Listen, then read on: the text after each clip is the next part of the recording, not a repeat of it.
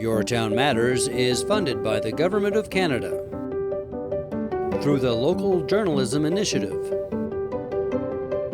and supported by Cactus Media, Canada's independent community television association.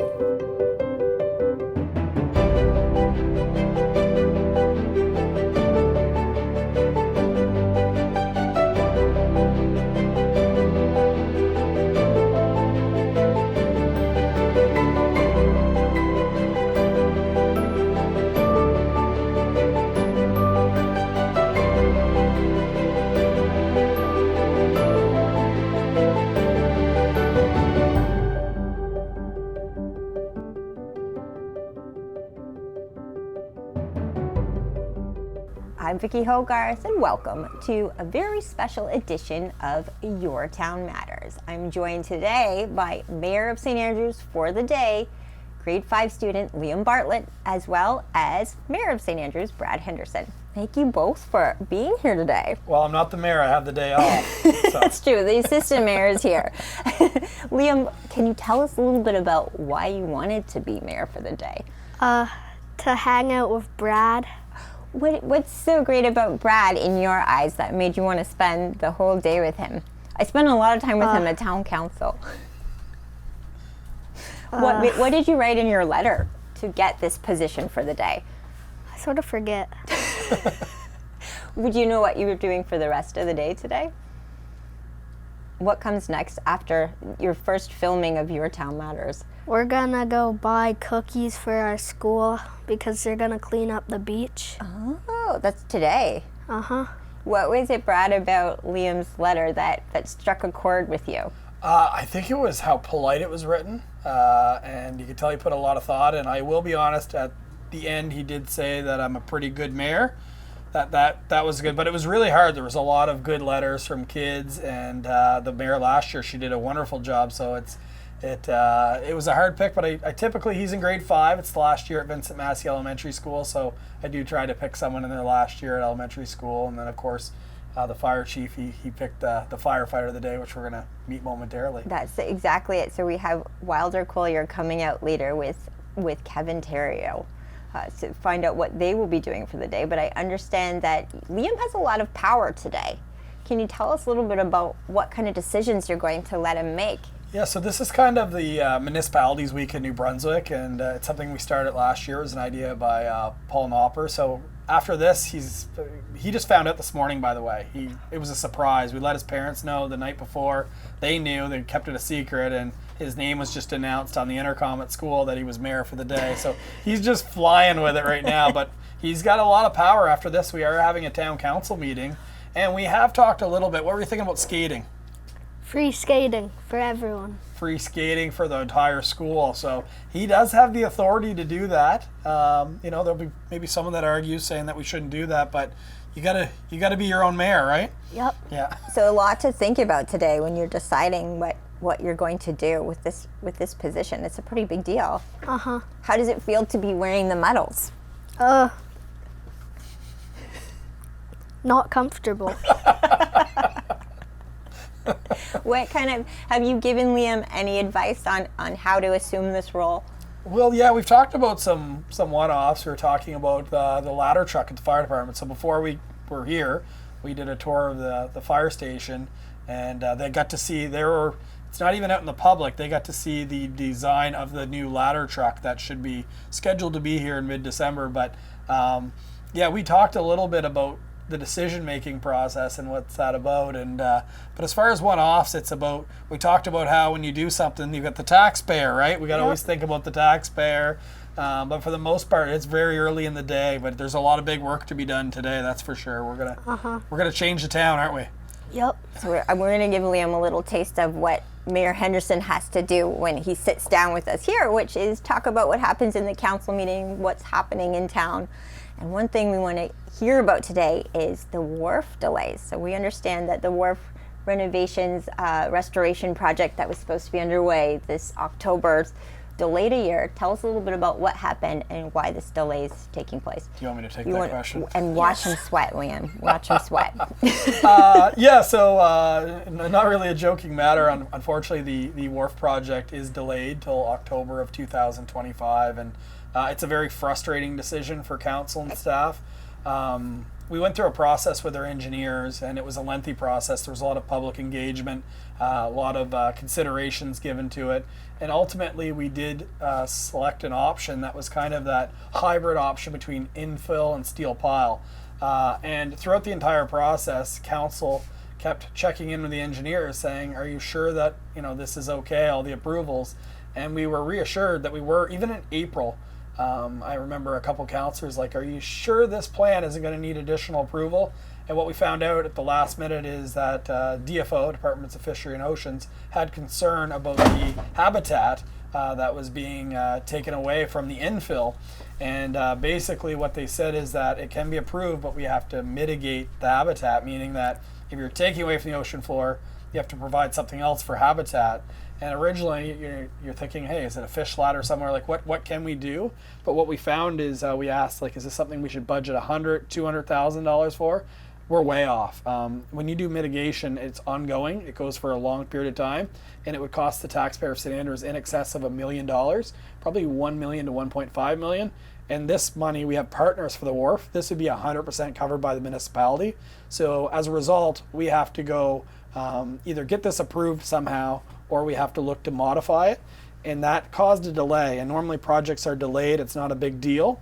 But the problem with this is it's 8 months, the construction time of the wharf.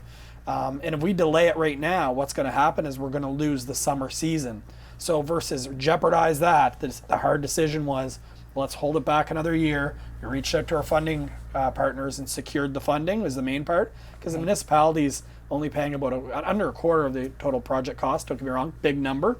But the most important thing is our funding partners saw the challenge, agreed. The best thing to do is wait till the fall of 2025 to make sure we don't lose a busy tourism season. Does that mean that there is an extra $1 million cost to what needs to be done? Well, there's the big challenge right there. So if we do mitigation, again, over $1 million, but the challenging part is if we alter the infill, it means the wharf part will be longer, which will add about another $1 million on the wharf. So it's kind of do mitigation, pay this, don't do mitigation and pay it. So there's going to be bigger conversations. I will say right now, I'm doing my homework.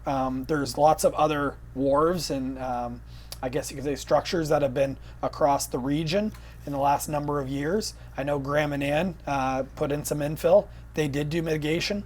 Difference between us and Graham and Ann is their wharf's federally funded, ours is municipal funded. And that's a big difference when you're a municipality versus have federal dollars. But right now I'm researching, there was one down in Back Bay. I'm just making sure that the Department of Fisheries and Oceans is holding us accountable the same as they have everybody else. The real other challenge with all this is there's no like, you're allowed this much square footage. It's literally submit your plans, we'll let you know if it's okay. So it's like, okay, this is okay. And then we were like, what about this? Oh, that's not. So it's almost feels, and again, I understand we have to protect the ocean and the ocean floor, but it almost feels like it's a subjective view versus an actual, this is how much square foot of the ocean floor you can have. So it's really difficult. We do know that there is alternate models they've approved, but again, it would make our wharf quite a bit longer. And it would take away from Market Square. There's a lot of things council had planned this year, doing visioning exercises for an extended Market Square. What could that gathering spot be for the community, right? And now we don't know what that footprint looks like. And from what I understand, they wouldn't hold, for instance, a seafood company to the same standard. Yeah, so there's basically aquaculture activities regulations, AAR they call it. And my understanding is that there are, I don't want to call them loopholes, but there is interpretations of that certain things that aquaculture companies do is different than what a municipality has to do.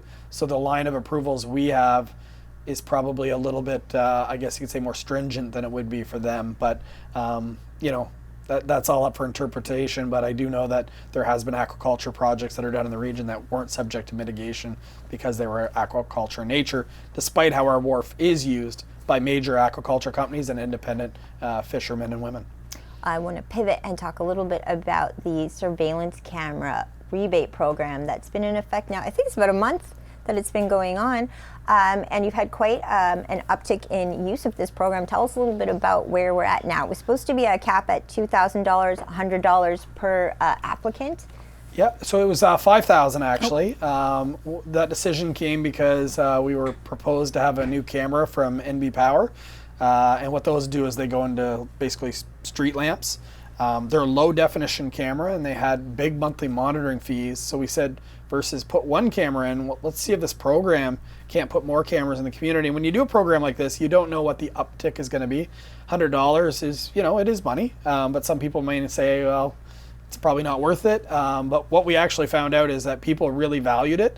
And basically that's about 50 homes in the town of St. Andrews. And the program is probably going to spend the entire budget. Last time I checked, there was under $1,500 left. So that means that over 35 homeowners in St. Andrews have taken advantage of it. I talked to 2 this past week that are planning to submit their stuff this week. So yeah, we'll have a discussion if we should extend it. Budget time is just right now in the town of St. Andrews. But I will say that when you read, even the RCMP posted something the other day where they had information on a suspect and they got it from cameras. So cameras don't solve everything, but the more eyes and ears we have in our community, we know the better off that we are. And I know that a lot of homeowners have taken advantage of this program, which is the goal. I know it's quite early to tell, but have you heard any feedback yet of this maybe reducing some of the petty break-ins that we've seen in town? I can't point my finger directly at reducing the crime, but what I can say is that I do know of an incident in town where a young adult did steal something from a home. The individual was identified through the camera, and there was no charges placed, but it was an educational opportunity for the individual, and they did actually pay for the item they took. So yeah, I'm seeing some small things already, but we'll see what it has. But in the same sense, as sad as it is to hear if St. Andrews has a lot of cameras, maybe someone who's driving across Charlotte County might realize that this is a bit of a more difficult town to get away with things. And I know that it doesn't solve everything, but it's in a world in which RCMP contracts, municipalities have very little say in them. As bad as that is, at least we're doing things that ourselves we can control to try to improve the safety in our community. And I'm sure as well that residents have noticed there's been some speed monitors in town, one that was on Parr Street. I believe there's one on Queen now. Tell us a little bit about why they're there and also some of the speeding incidents that we've seen throughout the community from summer until this point in time. So I've been back in St. Andrews now for, we'll call it, almost 9 years. This was the worst summer that I've ever seen in the community for speeding. The reality is it was really only 3, maybe 4 cars that were the ones that were going around primarily in the evening, flying around. I got more complaints this summer on speeding than I have my entire time serving as deputy mayor and mayor. I will say that the police have made some arrests. They have actually impounded a car. There's a number of other things that they've done. But the reality is we've just got to stay on top of this. It's a situation when people are walking around in the evening, they're crossing a crosswalk and someone flies around the corner. This is very serious in nature, and maybe not specifically within the town limits of the town of St. Andrews, but there's been a number of fatal accidents over the last year in Charlotte County. It's about cracking down. You'd like to have that 365 days a year. But I am pleased with the response that I've seen of the RCMP. As myself, I can honestly say I've called the police myself dozens and dozens of times. I've emailed Corporal Hansen, who was the acting sergeant, and just told him how important this was. So it does seem like we did get a response. It is improving, but it's one of those things you got to stay on top of. St. Andrews has taken a very proactive approach to affordable housing. We are looking at the opening of Compass Housing next month. It's just a month away. Can you tell people a little bit about where council is at right now with looking at housing in the community and what's to come? We've looked at NBCC as a potential area that could be developed as well. Yeah, so housing, very important, eh, buddy? Yep. Yeah, so we've done a number of projects, and yeah, Compass Housing is I guess you could say the largest to date. It's 42 units. Most of those are 2 and 3 bedroom units. It's completely full already. They were able to have enough tenants that wanted to take advantage of the affordable housing. So December 1st is when that's expected to be full, which is really, really exciting. Part of the deal that was negotiated with an economic development grant was that it had to be completed by the end of 2024. And kudos to them. It was a tight timeline, and they were able to make it happen. So that's going to take a lot of pressure. That's a lot of people that'll be living. I got to assume 80 to 100 people will be living in that building just by the sheer number of rooms. That helps our community big time. But yeah, it's not done. Like, housing is not even close. But I even met with a developer that Charlie Bourgeois, who has done those beautiful townhouses at the end of the Bart Road, and he's looking at other options in the community right now. He's doing a project he just announced in Graham and Ann, but he's excited to continue to do more in St. Andrews. But the New Brunswick Community College, that would be, to me, that would be the, I guess you could call it the pinnacle of the wins. If you look at the fact that NBCC students are coming here and not being able to find accommodation, to have an apartment building directly behind the college where it isn't even visible from the street, that would be a game changer though. And I think if you look at the fact that their enrollment is increasing again, what a good opportunity to keep that going. That NBCC, if you would have asked me, even 7 years ago, I would tell you I was really worried about the future of it. I'm not as worried about the future of it right now, because even domestic enrollment is up. Right now there's some federal regulation that we're working through, where they're going to perhaps limit the amount of international students they can have, which is a threat to the number of students. It could go against all the positive momentum it has. So we're working on that. But to have that housing solution, where that's at right now though is the land that is behind the community college is deemed a surplus property by the province of New Brunswick. We believe we can get it, but there's some mitigation that needs to happen there as well. The soil composition wouldn't be the best, and as well, it used to be, I think, where the diesel mechanic program used to have some items. So I think there needs to be some mitigation. So the question is, should the province do it before we get the land, or again, someone's got to pay for it? Some of the most immediate impact we will see, and Liam, you probably saw this when you drove in today, is that O'Brien House is now gone at the site of the Algonquin. We should have new staff housing there by next year. How will that affect housing in the community in your eyes? Well, so that'll be 24 new units for the staff of the Algonquin, 20 to 24 units, depending on the final design. The truth is, although that is specifically for Algonquin staff, every accommodation they have for their staff really gives an opportunity in the community for another unit to be available. So whether they're adding housing or we're adding housing, it's our total inventory. It helps. So they have a very aggressive plan with Disher Homes to actually have that ready for this coming summer. That is very ambitious, but Invest Hotels, who are the ownership group of the hotel, have a pretty good track record at development. So if they can do it, then they can do it. Of course, we know Disher Homes, long history in Charlotte County of developing quality housing in a modular form. So that's going to be a game changer for them.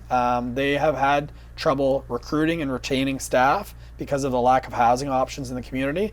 And now when they go and try to get, whether it be a chef or whether it be a front of house, whatever the case might be, when they go around to try to recruit them, to be able to provide them a nice brand new housing option should be a game changer for them. And the Algonquin is going to try to get themselves as a year-round destination, and to have a quality home and a house for people to live, apartment. I really do think it'll help them retain the best staff in order to elevate what is already a great product. Liam, I have to ask you, do you see the number of issues he has to deal with? What's your first impression of a day in the life of Brad Henderson? A lot of talking. It is. My wife would agree with you. Well, on that note, we're going to take a quick break. And when we come back, we will be joined by St. Andrews Fire Chief Kevin Theriault and Fire Chief for the day, Wilder Collier. Ever wonder how election results from a tabulation machine are reported and validated? On election night, a special key and a password are used to close the poll on every tabulation machine. Each machine prints 2 results tapes, which are signed by an election official and any candidate representatives who might be present. One tape is returned to the returning office, the other is kept by the election officer. Next, a modem is connected, which then securely transmits a results file to Election New Brunswick headquarters. If there is no signal, the results are telephoned in. Result files are first confirmed to be authentic and are then sent to our website as unofficial results. The morning after the election, each returning officer checks that the printed results tapes match the digital results sent on election night. Finally, in the presence of candidate representatives, each returning officer conducts a hand count on a sample ballot box to validate the digital results. Get the election facts from your trusted election source. Visit electionsnb.ca.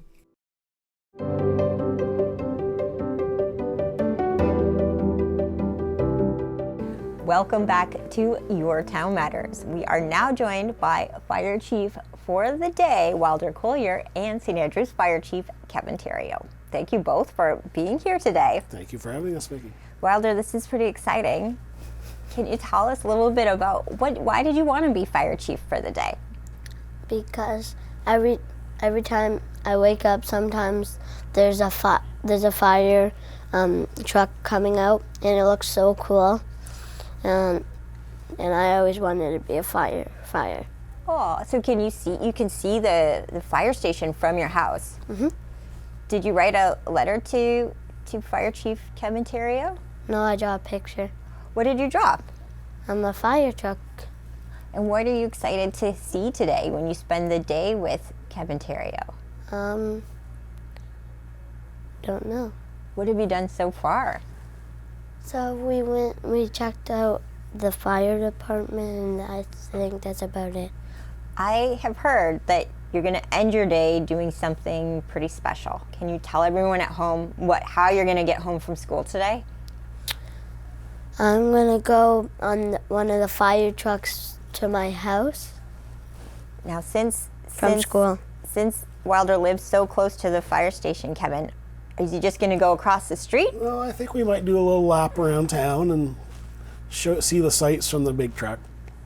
And I understand Wilder will probably be learning a little bit about Fire Prevention Week. Tell us a little bit about when that is, and is there a theme this year? Well, this year Fire Prevention Week is October 6th to 12th, and this year's theme is Make Smoke Alarms Work for You.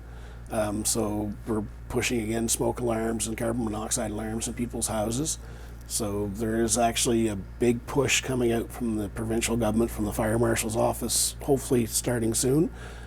They've been supplied with a lot of fire alarms or smoke alarms to be distributed throughout the communities.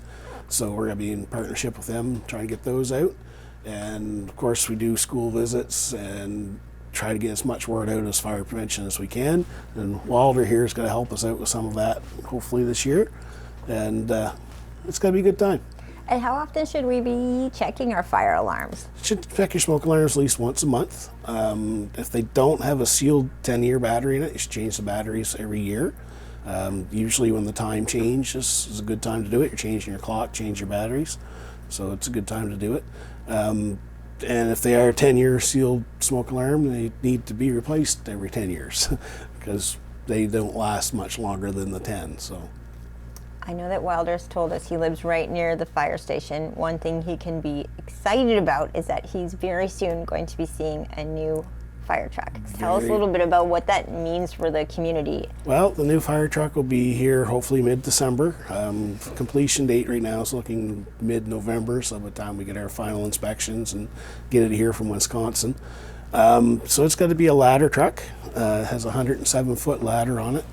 1,500 gallon minute pump and carries 6 firefighters.